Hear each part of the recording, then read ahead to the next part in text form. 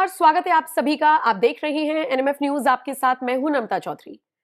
JJD यानी जनशक्ति जनता दल, ये party बनाई बिहार विधानसभा चुनावों के बीच में ही तेज प्रताप यादव ने।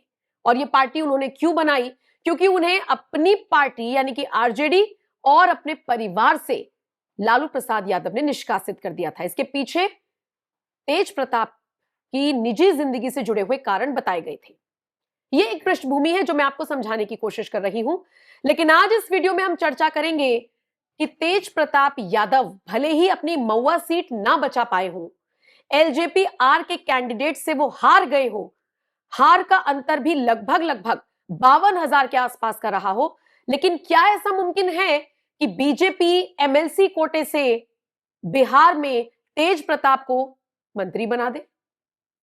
देखिए, सोशल मीडिया के इस दौर में अफवाहों का बाजार गर्म है और उन अफवाहों को देखते हुए, पढ़ते हुए और पूरी प्रक्रिया क्या हो सकती है, क्या यह संभव भी है, आज इसी का आंकलन करने की कोशिश करेंगे। तो वीडियो के अंत तक बने रहिएगा। परिवार और पार्टी से अलग होने के बाद तेज प्रताप यादव ने अपनी पार्टी का गठन किया, जेजेडी, और इसी के टिकट पर महुआ सीट से उन्होंने चुनाव लड़ा। यह चुनाव तेज प्रताप के लिए इसलिए जरूरी था क्योंकि ऐसा पहली बार हुआ जब अपने परिवार से अलग हटकर, अपनी पार्टी से अलग हटकर किसी ने उनकी मदद नहीं की, अकेले अपने दम पर वो ये चुनाव लड़ते हुए नजर आए। उनके साथ लोगों की सिंपैथी थी, उनके साथ वो लोग थे जो आरजेडी के कट्टर विरोधी हैं, उनके साथ वो लोग थे जो उस बड़े भाई का दर्द और मर्म समझ रहे थे जिसे सब कुछ होते हुए भी अकेले सब कुछ करना पड़ रहा था। तेजस्वी यादव को भी खूब खरी खोटी सुनाई गई और तेज प्रताप के साथ बहुत सारे लोग आए। उनकी भीड़ आप देख सकते हैं, उनके साथ रैलियों में कितनी भीड़ थी, लेकिन यह भीड़ वोट बैंक में तब्दील नहीं हुई। क्योंकि यह बात बिल्कुल सच है, वोटर चाहे बिहार का हो, चाहे देश के किसी भी कोने का हो, सिंपैथी अलग चीज है, लेकिन जब वोट देने के लिए जाता है तो मुद्दों पर अपना वोट देता है और अपने नेता को चुनता है। शायद इसीलिए एनडीए के प्रत्याशी को इस सीट से चुना गया। एलजेपी आर के संजय कुमार सिंह को इस सीट से चुन लिया गया। लगभग 52,000 वोटों के अंतर से तेज प्रताप यादव हार गए। अब उनका राजनीतिक भविष्य क्या है, इसको लेकर तमाम तरह की चर्चा है। इनमें से एक चर्चा बीते 24 घंटे से लगातार होती रही और वो ये कि क्या तेज प्रताप यादव को बीजेपी एमएलसी कोटे से मंत्री बना सकती है। अब इसके पीछे के कुछ पहलुओं को हमें समझना होगा, फिर आपको प्रक्रिया भी समझाएंगे। शायद आपको तब समझ में आ जाए कि यह पॉसिबल है, लेकिन चुनौतियों के साथ।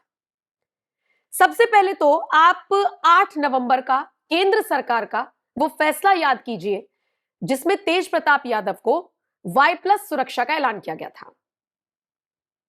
जिस वक्त केंद्र सरकार की तरफ से, जिस वक्त गृह मंत्रालय की तरफ से तेज प्रताप यादव को Y+ सिक्योरिटी दी गई, उस वक्त कहा गया कि जस्ट 2-3 दिन पहले ही तो तेज प्रताप यादव ने यह बात कही थी कि जयचंदों से उनकी जान को खतरा है। और लीजिए कैसे उन पर मेहरबान हो गया गृह मंत्रालय, जो कि अमित शाह के अंडर आता है। अब जब Y+ सिक्योरिटी लेकर तेज प्रताप चले तो निश्चित तौर पर एक एहसास उनके अंदर हुआ कि भाई उनके लिए कौन सी पार्टी क्या कर रही है और अपना परिवार क्या कर रहा है।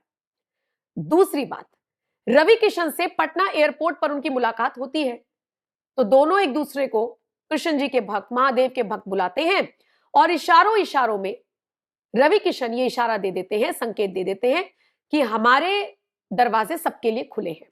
हालांकि जब तेज प्रताप से पूछा गया कि भाई आप इस तरफ जा रहे हैं तो उन्होंने मना कर दिया।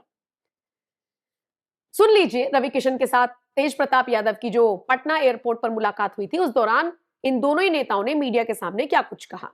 इनको इनके हृदय, जितना हम इनको देख रहे थे, जानते हैं, इनके हृदय को सब लोग बहुत प्रेम कर रहे हैं।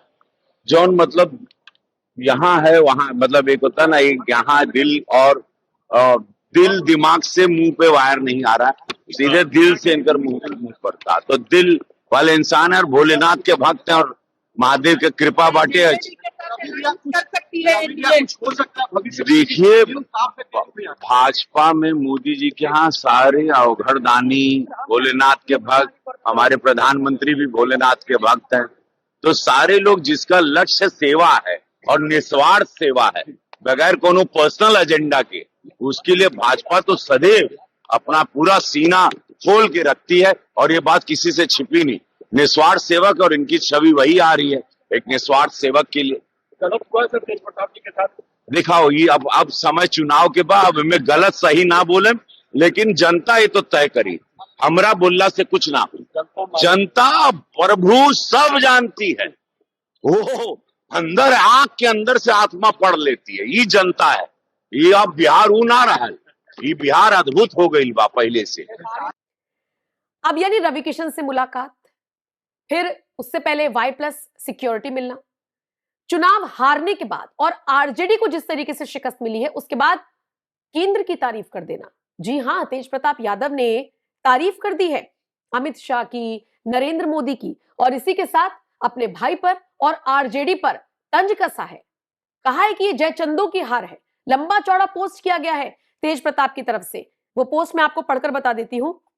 तेज प्रताप यादव की तरफ से कहा गया कि ये जयचंदों की करारी हार है। हमने कहा था कि इस चुनाव के बाद बिहार से कांग्रेस खत्म हो जाएगी और आज ये साफ साफ दिख भी गया। मैं तो हार कर भी जीता हूं, मेरे साथ जनता का आशीर्वाद है। इन जयचंदों ने आरजेडी को खोखला कर दिया, इसी वजह से आज तेजस्वी फेलस्वी बन गए। सोचिए, ये कहना है तेज प्रताप यादव का। और आइए अब मेन मुद्दे पर आते हैं।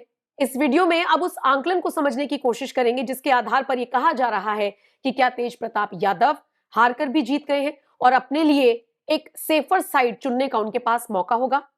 क्या क्या हो सकता है? सबसे पहले यह समझिए कि क्या बीजेपी एमएलसी कोटे से तेज प्रताप को मंत्री बना सकती है।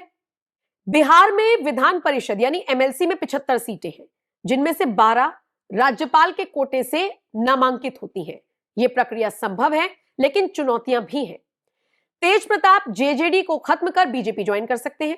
बीजेपी ने पहले भी बाहुबली या प्रभावशाली नेताओं जैसे अनंत सिंह को जगह दी है। राज्यपाल के कोटे से नामांकन, बीजेपी जेडीयू सरकार होने पर सीएम नीतीश या उप मुख्यमंत्री सम्राट चौधरी सिफारिश कर सकते हैं। योग्यता यह है कि 25+ उम्र होनी चाहिए, स्नातक होनी चाहिए। एमएलसी बनने के बाद कैबिनेट में शामिल, बिहार कैबिनेट में 30 से ज्यादा सदस्य, विस्तार इसका संभव है। आपको बताते चले, तेज प्रताप यादव समुदाय 18% वोट है, मतलब यादव समुदाय की अगर बात करें, आरजेडी को कमजोर करने के लिए वो उपयोगी साबित हो सकते हैं। तो ये हैं कुछ प्रक्रियाएं जिन्हें फॉलो करते हुए हो सकता है तेज प्रताप यादव को एमएलसी कोटे से एंट्री दिला दी जाए बिहार कैबिनेट में। लेकिन ये सब सिर्फ अभी चर्चा है, अभी इस पर कोई मुहर नहीं लगी है, ठप्पा नहीं लगा है।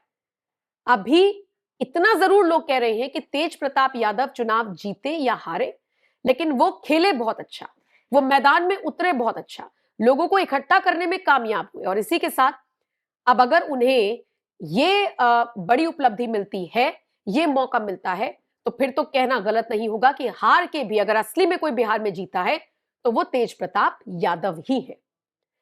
फिलहाल आपको क्या लगता है? आपका इस खबर पर क्या कहना है? आप अपनी राय कमेंट कर हमें जरूर दे सकते हैं और बाकी अपडेट्स के लिए एनएमएफ न्यूज देखते रहिए।